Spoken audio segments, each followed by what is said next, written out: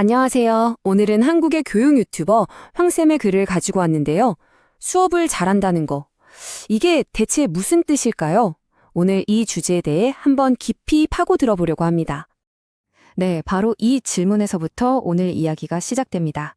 사실 우리 모두 한 번쯤은 생각해 본 질문 아닐까요? 아, 저 선생님 수업 정말 좋다. 이런 생각 들 때 그 좋다는 건 대체 뭘까? 훌륭한 수업의 본질이 뭔지 말이죠. 황쌤이 말이죠. 자신의 인생을 송두리째 바꾼 한 대학 수업을 떠올리면서 이야기를 시작해요. 이게 그냥 평범한 수업이 아니었던 거예요. 매 시간이 기다려지고 막 가슴 벅찬 감동에 심지어 눈물까지 흘렸다고 하니까요. 정말 말 그대로 인생의 터닝 포인트가 된 수업이었던 거죠.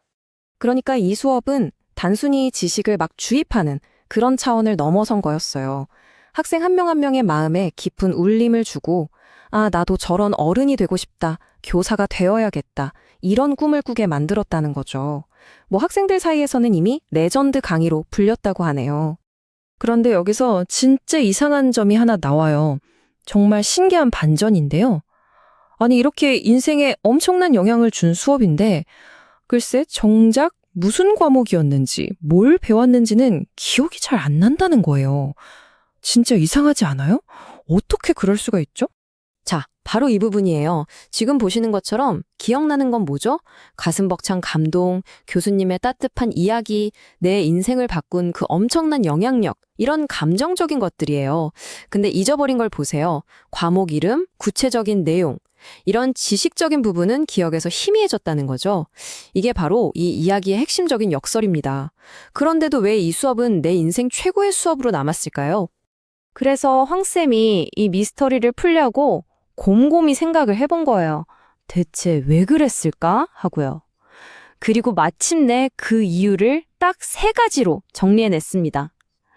자, 지금부터 그 비밀이 뭔지 하나씩 파헤쳐보도록 하죠. 그 3가지 핵심 비결은 바로 개인적인 연결고리, 참여형 수업 방식, 그리고 메시지의 힘이었습니다. 이 3가지가 어떻게 시너지를 내서 그야말로 잊을 수 없는 수업을 만들었는지 한번 자세히 들여다볼게요. 첫 번째 비결은 바로 개인적인 연결이에요. 그 교수님은요, 나는 교수고 너는 학생이야, 이런 딱딱한 권위의식 같은 게 전혀 없으셨대요. 그냥 자신의 사는 이야기, 뭐 좋았던 일, 때로는 힘들었던 일까지 솔직하게 다 털어놓으면서 학생들한테 먼저 다가오신 거죠. 그런 인간적인 모습에 학생들이 어떻게 마음을 안 열겠어요. 그쵸? 그리고 두 번째는 참여형 수업 방식입니다. 이 수업은 정말 지루할 틈이 단 1초도 없었대요. 왜냐하면 매번 수업 방식이 달랐거든요. 어떤 날은 강의를 듣고, 어떤 날은 발표를 하고, 또 어떤 날은 막 조별로 모여서 프로젝트를 하고, 학생들이 그냥 앉아서 듣기만 하는 수동적인 존재가 아니라 수업을 이끌어가는 능동적인 주체가 되게 만드신 거예요. 머리로만 배우는 게 아니라 온몸으로 부딪히니까 당연히 기억에 더 생생하게 남을 수밖에요. 자, 그리고 마지막 3번째, 어쩌면 이게 가장 중요할 수도 있겠는데요. 바로 메시지의 힘입니다. 신기한 건 이 교수님이 막 말을 엄청 잘하거나 목소리가 카랑카랑한 분이 아니었다는 거예요. 오히려 조용조용 말씀하시는 편이었는데 이상하게 그 말 한마디 한마디에 사람의 마음을 움직이는 엄청난 힘이 실려 있었다는 거죠. 예를 들면 이런 말이에요. 시험은 축제다. 와, 여러분, 이 말 듣고 어떠세요? 우리한테 시험은 늘 스트레스, 경쟁, 압박 이런 거잖아요. 근데 그걸 축제라고 생각하래요. 배운 걸 확인하고 함께 즐기는 축제. 이건 뭐 생각의 틀을 그냥 완전히 깨부수는 거 아닌가요? 또 이런 말도요. 공부는 혼자 하는 게 아니라 같이 하는 거다. 이것도 그렇죠. 우린 보통 공부를 나 혼자만의 외로운 싸움이라고 생각하기 쉽잖아요. 그런데 그게 아니라 함께 돕고 이끌어주는 협력이고 연대라는 거예요. 공부의 패러다임을 확 바꿔주신 거죠.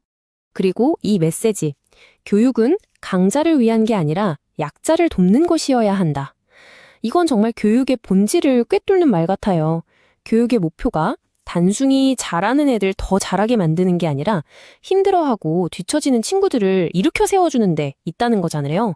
이런 메시지가 학생들 가슴에 얼마나 큰 울림을 줬을까요? 네, 지금까지 한 교수님의 이야기를 통해서 정말 잊을 수 없는 수업에는 어떤 비밀이 숨어 있는지 살펴봤습니다. 자, 그럼 이제 이 통찰대를 바탕으로 해서 우리가 직접 실천할 수 있는 위대한 가르침의 3가지 원칙을 한번 정리해 볼게요. 그 3가지 원칙은 바로 이겁니다. 첫째, 학생들의 마음을 열어라. 둘째, 참여하도록 수업을 설계하라. 그리고 셋째, 메시지를 삶으로 직접 보여줘라. 자, 그럼 하나씩 구체적으로 어떻게 해야 하는지 알아볼까요? 첫 번째 원칙, 학생들의 마음을 여는 것입니다. 사실 간단해요. 기본값은 친절이에요. 학생을 절대 무시하거나 자존심을 상하게 해선 안 되겠죠.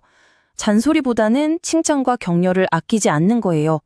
공부를 잘하든 못하든 태도가 어떻든 간에 그냥 그 학생이라는 존재 자체를 소중하게 여겨주는 것, 바로 거기서부터 진짜 교육이 시작되는 겁니다.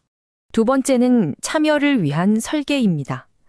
이건 특히 언어교육처럼 소통 자체가 목적인 과목에서 진짜 중요한데요. 선생님 혼자 일방적으로 떠드는 강의는 사실 효과가 별로 없잖아요.